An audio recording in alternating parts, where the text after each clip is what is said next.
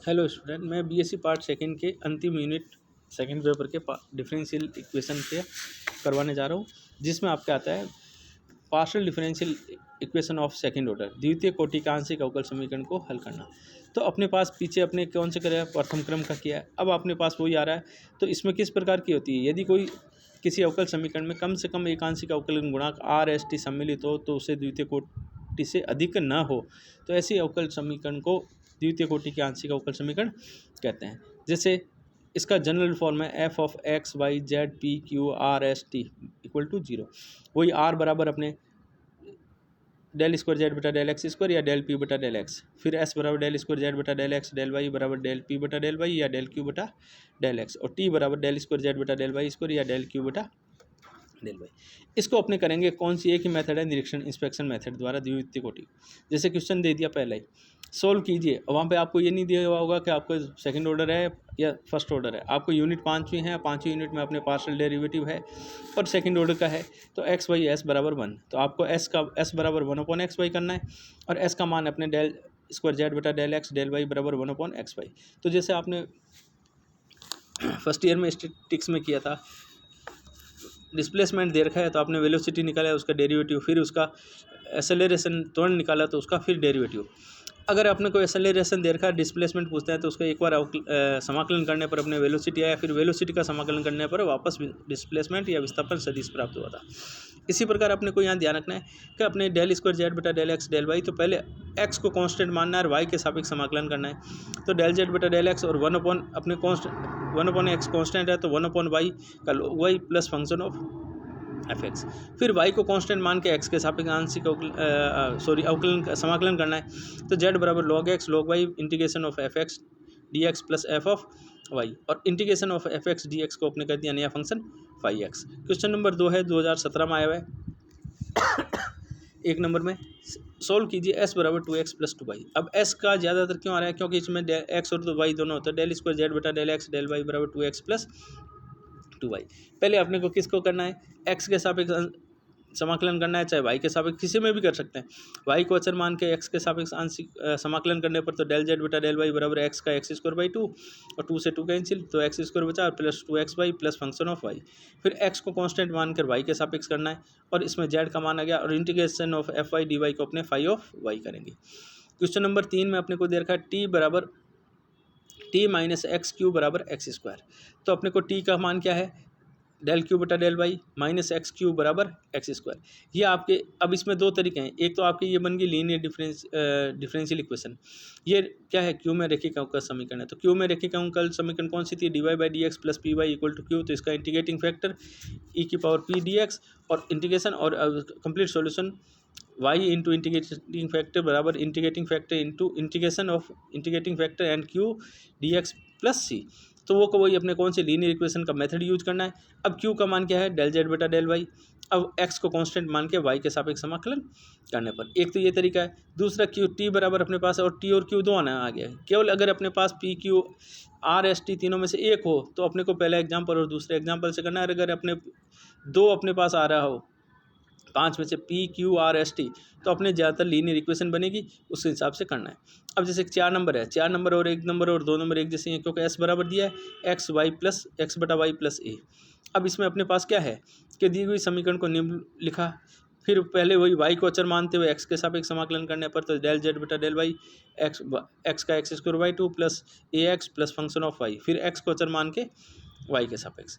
फिर आपके example number 5 में सोल्व कीजिए p plus r plus s बराबर 1। अब देखो p plus r plus s, तो मैंने लिख दिया इसको, p का मतलब डेल जेड बटा डेल एक्स, r का मतलब डेल पी बटा del x plus del q बटा डेल एक्स बराबर 1।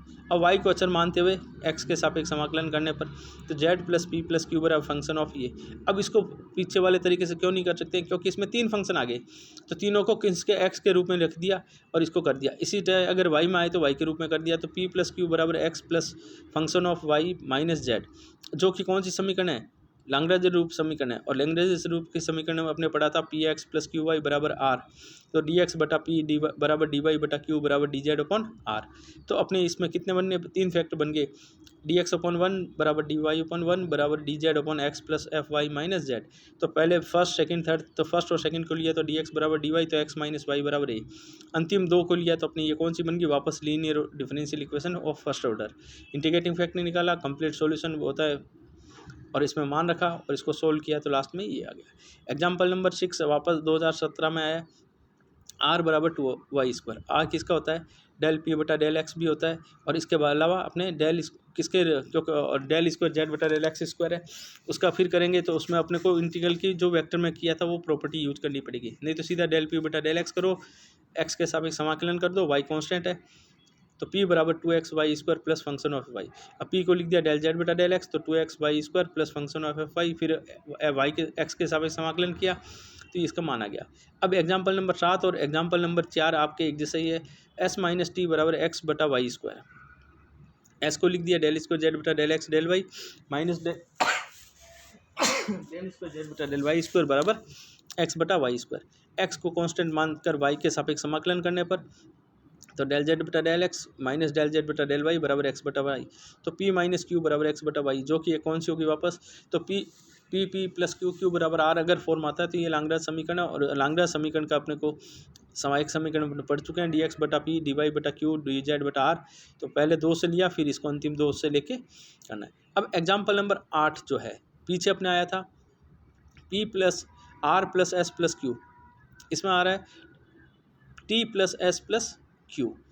तो 2 समीकरण को इसमें किस में, पहले x में लिखा था, इसको y में लिखा है, y में फिर वही y को कांस्टेंट सापेक्ष समाकलन करना है, x कांस्टेंट मानना है, तो q plus P plus z बराबर एफ एक्स, तो p.1 प्लस q.1 बराबर एफ एक्स माइनस जेड, ये कौन सी होगी, यहाँ इन्होंने पूरी डिटेल में दिया है, p प्लस क्यू बराबर आर, लैग्रेंज एक्सिलरी इक्वेशन, ये लैग्रेंज समीकरण है, तो इसका एक्सिलरी इक्वेशन या सहायक समीकरण होगी डी एक्स बटा 1 डी वाई बटा 1 डी जेड अपॉन, फर्स्ट 2 से लिया तो डी एक्स बटा डी एक्स बराबर डी वाई, तो एक्स बराबर वाई, तो एक्स माइनस वाई बराबर ए। इसी प्रकार फर्स्ट और थर्ड से लिया तो ये एक लीनियर इक्वेशन बनेगी, और इसको वही वापस इंटीग्रेटिंग फैक्टर निकालना और कंप्लीट सॉल्यूशन निकालना। अब एग्जांपल नंबर 8 जो है वो आपका थोड़ा सा चेंज है कि टी वाई माइनस क्यू बराबर एक्स वाई। तो पहले इस समीकरण को अपने को किस में कन्वर्ट किया, वाई का भाग दिया, क्योंकि फर्स्ट कोफिशिएंट 1 होना चाहिए, तो डेल क्यू बटा del y minus 1 upon y q बराबर एक्स, जो कि कौन सी होगी, d Y by D x plus P Y equal to q, एक लीनियर डिफरेंशियल इक्वेशन होगी। और लीनियर डिफरेंशियल इक्वेशन होती है, इसका इंटीग्रेटिंग फैक्टर निकालो, तो ई की पावर माइनस लॉग वाई हो गया 1 अपॉन वाई, और फिर complete solution Q into 1 upon Y बराबर integration of X 1 upon Y D Y plus F X. Y के सापेक्ष करेंगे तो अपना एक्स कांस्टेंट है, बाहर ले लिया, x log y plus function f x, तो क्यू बराबर x y log y plus y of F x. अब क्यू क्या है, डेल जेड बटा डेल एक्स है, इसका वापस एक्स के सापेक्ष समाकलन करना है और वाई को कांस्टेंट मानते हुए। एग्जाम्पल नंबर 10 में आपको दे रखा है x p x r plus p बराबर 9x² वाई क्यूब। दी गई समीकरण को p में किया, linear differential equation in p में बन गई, p में बनते इंटीग्रेटिंग फैक्टर निकालना है और कंप्लीट सॉल्यूशन निकालना है, और वापस y को अचर मानकर x के सापेक्ष आंशिक अवकलन करना। 11 नंबर क्वेश्चन में जो है ये आपके क्या है कि साइन कॉस में है, तो कोई दिक्कत नहीं है, आप इसको क्या दे रखा है, वाई डेल क्यू बटा del x plus del z बटा डेल एक्स बराबर cos x plus y minus y sine of x plus y, constant मानते हुए एक्स के सापेक्ष समाकलन कर लो पहले, तो आपके ये आ गया क्यू वाई प्लस जेड बराबर sine x plus y cos x plus y plus function of f y. अब वाई डेल जेड बटा डेल वाई प्लस जेड बराबर ये अपना आ गया, तो ये क्या है अपने पास, del square of del Y Z Y का क्या होता है, यू इंटू वी मेथड से करेंगे तो लेफ्ट हैंड पार्ट आ रहा है, और डेल ऑफ डेल वाई करेंगे अपने राइट हैंड पार्ट का, तो इसका ये पार्ट आपका आ जाएगा राइट हैंड पार्ट का, तो इसका सीधा इसको वाई के सापेक्ष समाकलन कर दो और एक्स कांस्टेंट मानते हुए, तो ये आपका इसका। अच्छा, क्वेश्चन नंबर 12 है, इसमें आपने को दे रखा है, थोड़ा सा चेंज है, पेपर में तो नहीं पूछा है, फिर भी इस टाइप के अगर आ जाएं तो अपने को दे रखा है 2 रेखाएं y बराबर z बराबर 0 और y बराबर z बराबर 1 को अंतरिष्ट करने पर पृष्ठ t बराबर 6x³ को संतुष्ट करने वाला पृष्ठ ज्ञात कीजिए। तो पीछे अपने किया था s बराबर r बराबर वाला, तो उसी हिसाब से सोल्व करना है। अब उसमें क्या, इसमें अंतर क्या आ रहा है, इसमें ये आ रहा है कि अपने पास जो कांस्टेंट थे जैसे वाई जेड, तो यहाँ पर y बराबर सोल्व वहीं तक वैसा वो कोई तरीके से सोल्व करना है, समीकरण 1 आगे।